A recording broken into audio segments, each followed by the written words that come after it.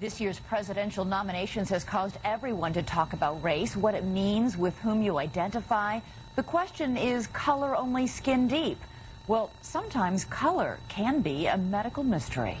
Our team is what? Red hot! Looking at Texas teenager Desiree Simmons, you might think she was born white. You would be wrong.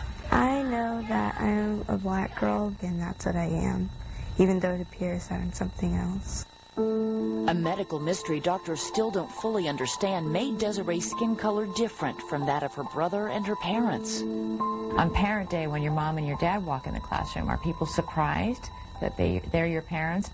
Yeah, because there are some adopted kids at my school, so they just assumed I was like one of them. Desiree was born with the same skin tone as the rest of her family. Then, when she was a young child, her mother noticed a small white spot. One little tiny dot on her finger, and I thought she had probably gotten burned. But the spot grew, and others soon followed. It started with the hands, it went to the ankles, then the feet, the knees. And what did doctors tell you about whether or not it would spread over her entire body or if it would stop at a certain point? They actually really didn't know. Desiree's mysterious and increasingly worrisome ailment was diagnosed as vitiligo, a disease that affects more than 1 million Americans.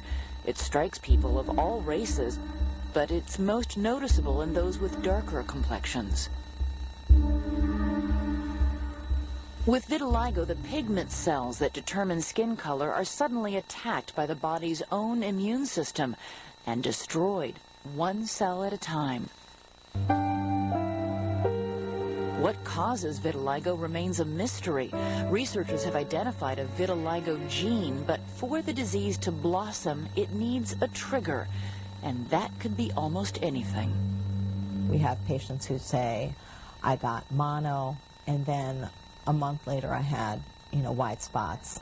Dr. Nanette Silverberg is a vitiligo specialist at New York's Beth Israel Medical Center. I've had patients who say I got divorced. Within a few weeks I had white spots in my skin. There is no one universal factor. Vitiligo is neither fatal nor contagious, but doctors have yet to find a cure or to understand what makes it aggressive in some patients and mild in others, how it can suddenly stop and come back at any time.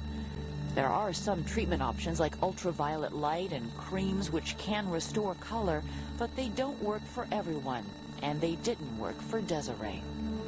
Her annual school pictures over the years are almost a case study of how the disease can progress. Today, Desiree is 14 years old, and her skin is 99% transformed. What kinds of things do kids who don't know anything about vitiligo ask when they saw you when you were still sort of in that process of training? Are you like dirty or something, or if you get hurt or like burned or something? And when kids would tease you, what would you say back to them? I wouldn't really say anything because I just like not let it affect me and just try to be the best me I could. How'd you get to be so tough?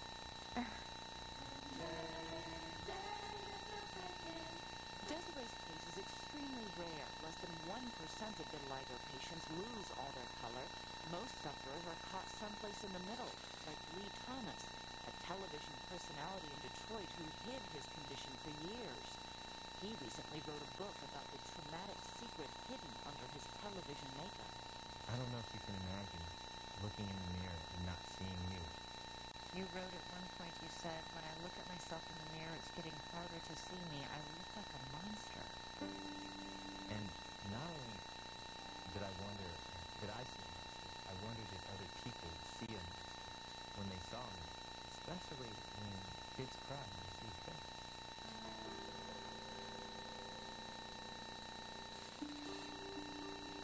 It's not a condition that causes any physical suffering. There's a lot of emotional suffering that's attached to it. Loretta Cooper struggled with vitiligo for 40 years as her dual-colored face generated unwanted comments and rude stares, something that's behind her now. It's a relief to have one even skin tone. It's not the one that my preference. I would prefer the skin tone and complexion that I was born with. In an amazingly rare case, Loretta's vitiligo completely took over, and that presents a new set of challenges, separating Loretta in skin color from her husband, her daughters, and her own original identity. Because being an African-American woman, when I go out into the public looking the way I am now, people always like to see me to be African-American. Being thought of as Caucasian, she says, gave her a taste of some subtle white privileges. You get more attention when you go to the store. May I help you? And what are you looking for? And I can go any other doctor.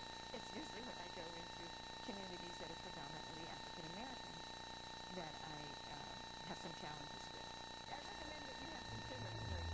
The Cooper family is a fixture at this Los Angeles restaurant. Here, Loretta is safely cocooned from the looks and the comments because most people know her. But beyond these walls, she often feels like an unwanted outsider in the black community. I'm not readily accepted. It's, why are you here? What are you doing? You're sort of invading, our territory here. And this is where I shop and I eat and I go to church. I look in the mirror and I see beyond the color of my skin. I see the face of my mom, my great-grandmother. I still am who I am in spite of how I look. And that's something that somebody can't take away from me. My experiences being an African-American woman. With issues of race now prominent in the national dialogue, there are very few Americans who've experienced both worlds. Loretta Cooper says her struggle with a rare medical mystery holds lessons for everyone, both black